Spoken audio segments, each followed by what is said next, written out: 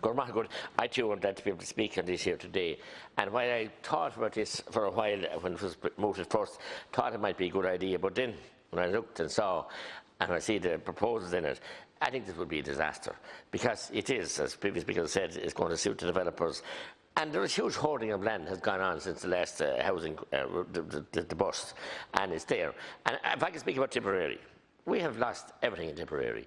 We've lost all our town councils. The members that served there, some of them on a voluntary basis, and for all they got for the cost, but they were a huge asset to all the towns that had them. We were amalgamated in with North Tipperary. A takeover, as I called it, wasn't an amalgamation. And, you know, South Tipperary was left literally devastated, plundered. As I said, we kept Cromwell out of Clonmel, and we couldn't keep the people from North Tip coming down, taking away our road services, our planning, our everything else. Took the whole lot to Nina. Nothing against people in Nina at all, or the town of Nina, but it was totally unfair what happened. And we were left with, we had a budget of 15.1 million for the town of Clonmel, the borough council, one of the finest boroughs in the country. Now we have pittance, maybe a couple of 100,000, if we're lucky, to fight for the crumbs to maintain the town infrastructure. It's nothing. Getting back to land, the Tipperary County Council have land in every town and village that's literally abandoned. People were prosecuted in the past for having land with buchalons on them and having land with thistles on them, and they should. And even the motorways now are destroyed with not maintained. Some of them, the adjacent land to them are the slopes, and they're quite wild. But they have land everywhere in Tipperary, in every town, Carrick-on-Suir, Kilsheelan, Clonmel, up and down into Athlone, you know, every area. Tipperary town have nearly a farm. They have a good-sized farm with the land that they have. So this land could be built by the local authorities. We don't want another agency, because agencies, to me, become quangos. And of course we'll have different people, and we know some of the famous names.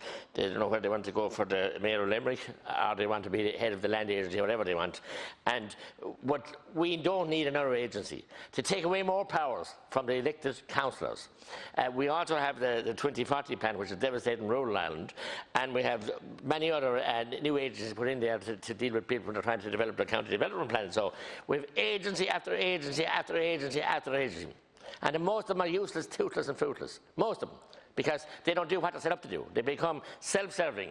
So let the county council build the houses. They built them in the 30s, 40s, 50s, 60s, 70s, 80s and 90s. And when they had no equipment and no big machinery. And what's wrong now? We have to get so many reports now, up to the department, 6 months ago, back down to the county council, up to the department, and to the merry-go-round pushing paper. And nothing being built for the steep housing crisis that we have. So we don't need an ad agency, and I won't be supporting it. And I don't know what my other colleagues in the rural independence were doing, but I certainly won't be supporting it, because it's another quango, as I said. CPO has been mentioned. CPO is necessary, certainly, and some for road projects and for some, you know, very necessary projects, but seldom used for those things.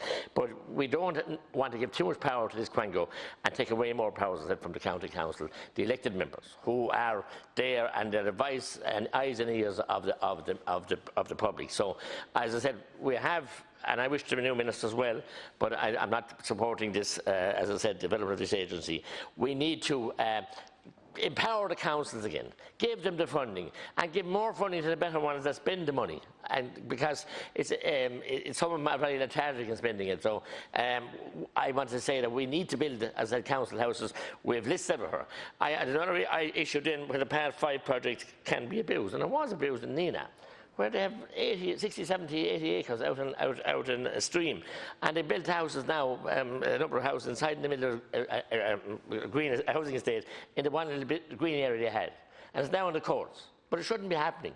Those people in those estates built those, maintained their estates, and they want to keep their green area. You would mind if they hadn't another massive of land, but they had, as I said, 70 acres, not so far out in the outskirts of the town, and serviced by roads and everything else. So what we need is some kind of empowerment for local authorities to get their infrastructure, to get sewerage capacities in all the villages and towns. Because you can talk about land and zone land and everything else. If you happen to the sewerage system, you can't build Talcawan, you can't build any house. So every village in my area, most of them, 80% of them are in my county are without proper infrastructure in road for sewage and indeed stormwater. So they must be. Some of them were developer-led schemes. They worked out fine. Some of them weren't because the planners didn't enforce the planning conditions. So there's a lot of blame can be attached to a lot of people. But I don't think the panacea here is, and the cure here is the Land Development Agency with a CEO and a whole plethora of. The first thing they have is a big office and plaque up on the wall, and they have their furniture quite expensive. So stick and support the people who want to build the houses, and let the people who want to build the houses themselves in the country